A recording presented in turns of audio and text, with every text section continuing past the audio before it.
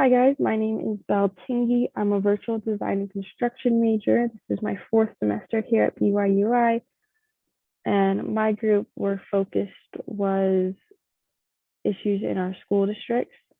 One big issue that I see is the lack of resources for special education students. So my older brother has Down syndrome. So throughout high school, I was involved in clubs and activities with kids who had special needs or some kind of learning difficulties. So just some stats for you.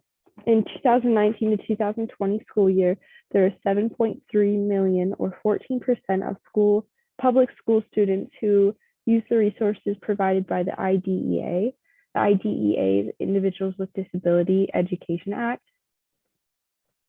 These students all should have an IEP, which is an individual education program.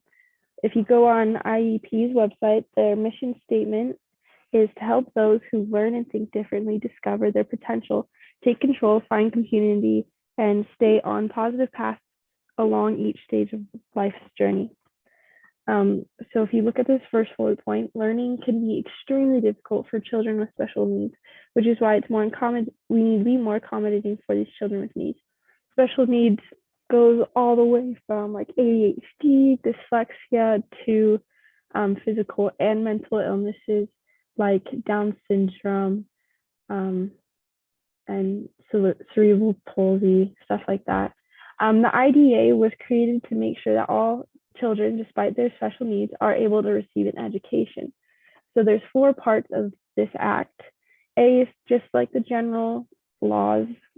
B ensures that the children receive education and other related services. This includes wheelchairs and other necessary medical equipment for them to be able to go to school. It can also include transportation to school.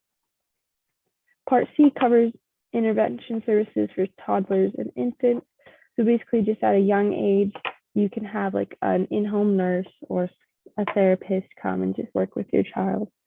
Part D addresses the federal support.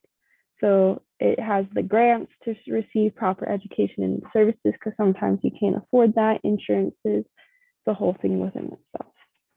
So over 70 million Americans have learning and thinking differences. That is 1 in every 5 people in the USA who would benefit from having an IEP.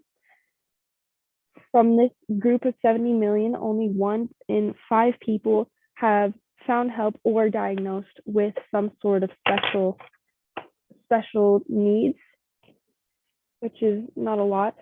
And then if you scroll down on the IEP website a little more, it has this imaging of a girl. Her name is Kemba, and Kemba has ADHD. So this is the stats that they gave with her. Kemba is 31% more likely to be bullied in school. She is twice as likely to be unemployed as her peers. Kemba is 3 times more likely to drop out of school. This is what would happen if Kemba did not receive the proper help that she deserved to make it through school. This is where an IEP comes handy. We need to be able to assist those who think and learn differently. They're still members of our community and they deserve to be treated like that. What I think could be improved and what I've done some research on is the student to teacher ratio. There needs to be more one-on-one time with teachers or introduce some more aides into the classroom. Even smaller classes would work. After school activities, there should always be clubs that kids with special needs can join, that including athletics, theater programs, art programs. I was in a club in high school, and the girl that I was partnered with, she loved to cook and do puzzles. So we just did that every Friday during our club time. There is a teacher shortage for special education students due to the fact that teachers do not receive support from school districts. It's a really hard class to teach without having any support from the school district.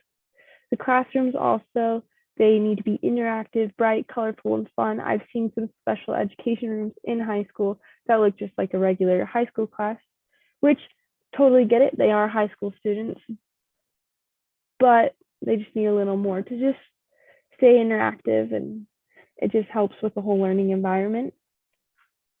The other issue that I think we have in our school system is there's not enough safety precautions, and if there are, they're not quite up to par.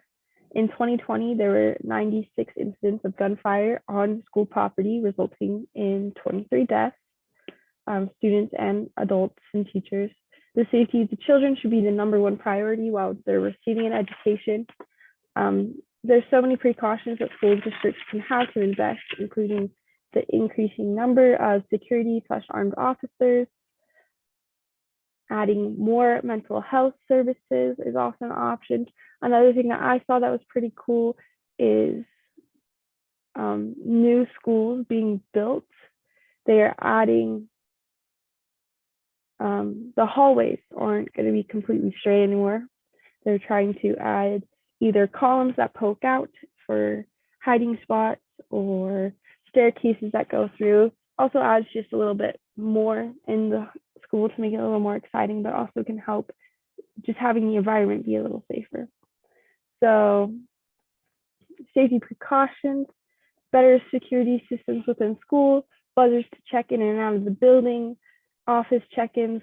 In my high school, whenever you left the high school, you had to come back to the office and scan your ID.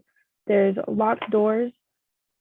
Something that really, really surprised me when I moved to Utah and finished high school there is that all the back and side doors were just opened.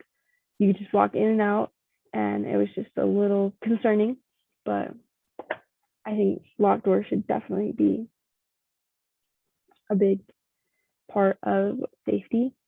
Designing schools for safer environments. Like I talked about earlier, there's newer schools that are encouraging the construction of schools to function better in emergency situations. Example, school shootings not always having straight shots down the hallways.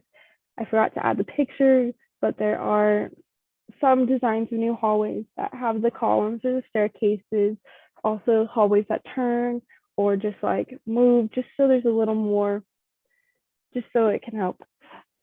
Recently, the number of school shootings have been brought to our attention through social media. We need to be able to ensure that our children are able to go to school without a constant worry about their future safety.